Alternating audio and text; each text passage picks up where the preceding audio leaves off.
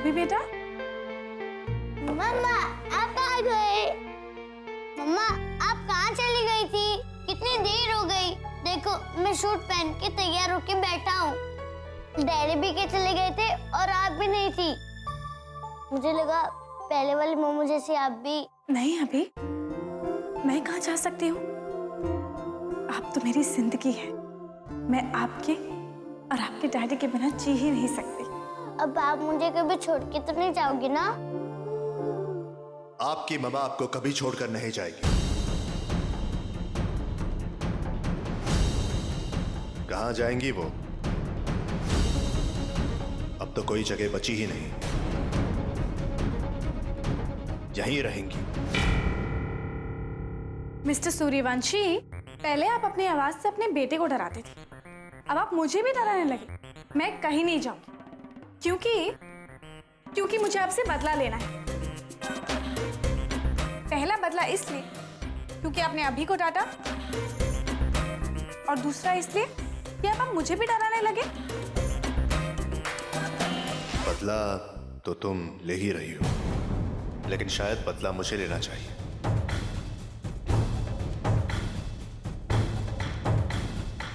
क्यों? मैंने ऐसा क्या किया है? बताइए, बोलिए ना।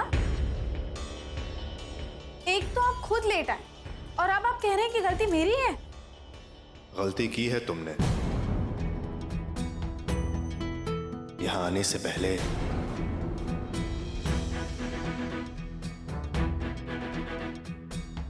गलती? मैंने क्या गलती की है? अरे कहाँ चला गया था बेटा? दिव्या भी तेरे पीछे पीछे चली गई। अरे कहाँ चले गए थे तुम दोनों? मैं तो सांस ही अटक गई थी और कमकती बाई आंख भी फड़कने लगी। और कैसे कैसे ख्याल, ये भगवान। बस बस, अपने ख्यालों को घर के पिछवाड़े फेंक दे। मुरली मनोहर की कृपा से दोनों बच्चे सही सलामत घर वापस आ गए। वैसे भाभी, आप लोग गए कहाँ थे? मुन्नी, भैया ना हमारी नोकझोंक से बोर हो गए होंगे, इसलिए पहले भैया भागे किसी काम को लेकर, और फिर उनके पीछे पीछे भाभी भागी, जैसे भैया कभी हाथ ही नहीं आएंगे। इतने बरसों का प्यार है, अपना अपना अतीत है, वही सब विदा करने गए थे, है ना राज? ये लो, इन्हें तो टीवी वाला डायलॉग मार दिया। ये सुनने में ही अच्छा लगे, समझ में कुछ ना आता। तुम दोनों साथ थे ना, बस तो किसी तीसरे के साथ भागते तो मेरे घर में तो आज ही सीरियल शुरू हो जाता। हाँ, अब खड़े खड़े बातें ही करते रहोगे क्या? चलो अंदर चलो, आ जाओ दिव्या। हाँ आ जाओ।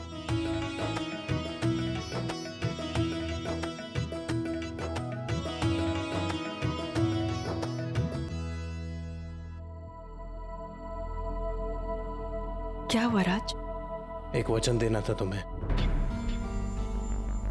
7 वचन तो देने हैं ना, इसके अलावा भी कोई है? पुनर्विवाह करने वालों के लिए एक और वचन होना चाहिए। कौन सा?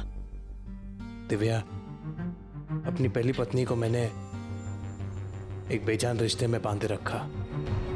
तुम्हारे साथ ऐसा कभी नहीं करूंगा, एक पल के लिए भी नहीं। कभी तुम्हारा अपमान नहीं होने दूंगा, प्रॉमिस।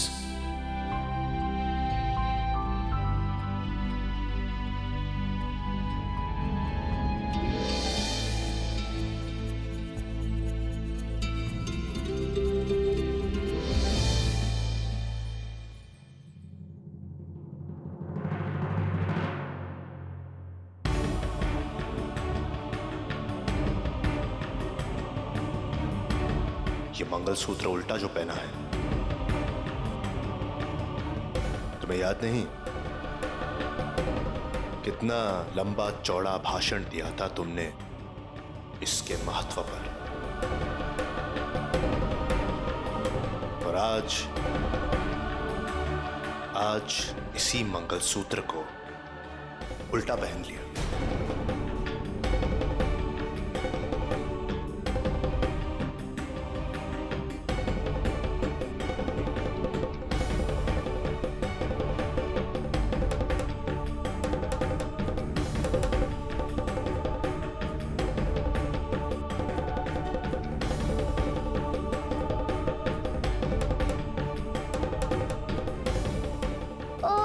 डैडी। एक तो हम लोग लेट हो गए और ऊपर से आप दोनों की टॉम एंड जेरी वाली फाइट फिर से शुरू हो गई। लोग कैसे पहुंचेंगे टाइम पे?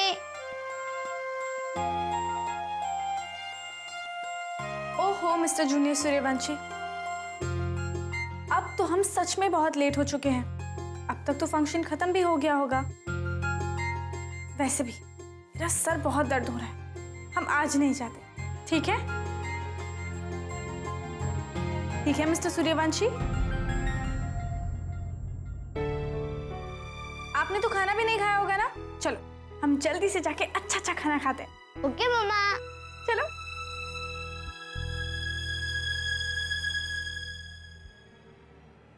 वैसे आज क्यों जाओगी? दिव्या और राज से आंखें मिलाने की हिम्मत नहीं होगी ना तुमने? कोई बात नहीं, बदला तो मैं लूंगा ही तुमसे। बहाना बना लो आज, लेकिन कल तुम्हें राज और दिव्या की शादी में ले जाऊंगा और वहां तुम्हारे चेहरे से नकाब उतारूंगा सरिता, सबके सामने।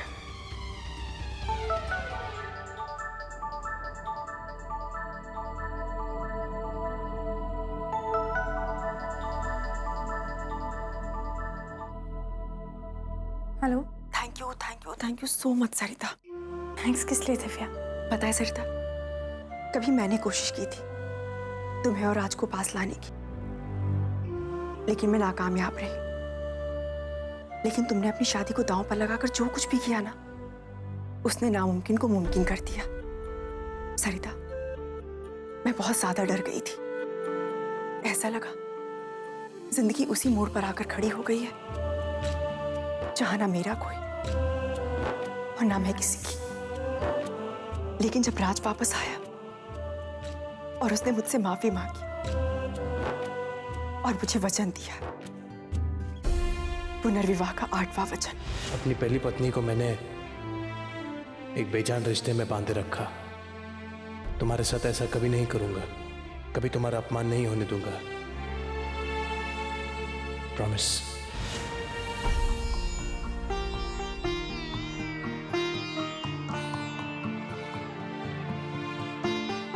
मैं भी विक्रांत जी को एक वचन देना चाहती हूँ। जो गलतियां पहली शादी में की है, मैं नहीं चाहती कि वो सारी कड़वाहट, वो सारा गुस्सा इस शादी में हो। सरिता, कहाँ खो गई तुम? सुन तो रही हो ना? हाँ दिव्या, मैं सुन रही हूँ। पता है सरिता, जब राज घर से चला गया था ना, तो सब लोग बहुत घबरा गए थे। लेकिन जब वो वापस आया तो सब बहुत खुश हुए। लेकिन कितनी अजीब बात है ना सरिता, राज में ये बदलाव कौन लेकर आया, ये घर में कोई नहीं जानता। दिव्या, वादा करो मुझसे कि ये बात कि राज्य में बदलाव हम दोनों की वजह से है, सिर्फ हम दोनों के बीच ही रहेगी। प्रॉमिस करो मुझसे। मैं तुमसे वादा करती हूँ, मैं कभी ये बात किसी को नहीं बताऊंगी। लेकिन हाँ, कल तुम टाइम पे घर आ जाना, मैं तुम्हारी राह देखूंगी।